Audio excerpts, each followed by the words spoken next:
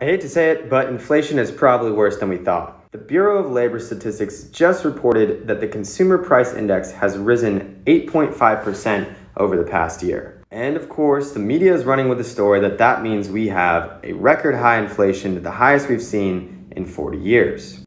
Here are 3 problems with that. Number 1, the Consumer Price Index, or CPI, is just a proxy for inflation. At best, it's just one way to measure it. The CPI is entirely based on changes in the cost of living over time. Expenses like food, vehicles, energy, transportation, and rent. When you see headlines claiming that inflation is 8.5% when the CPI has risen 8.5%, keep in mind those aren't exactly the same thing. Problem 2, the way that we calculate CPI has changed 4 major times since 1978, with dozens of major improvements. So even if CPI nailed inflation right on the head, there's no way to compare apples to apples. And the third problem is there's a lot of evidence to suggest that CPI is actually a lagging indicator, so it's not representative of current inflation rates. Economist David Ranson would say that the Consumer Price Index measures items at the end of the supply chain, and so it takes a while for those items to feel the effect of inflation. He would say that a more accurate measure of inflation would be to look at commodity prices, like precious metals and raw materials. Oh, and here's a big bonus. CPI doesn't even take into account asset inflation.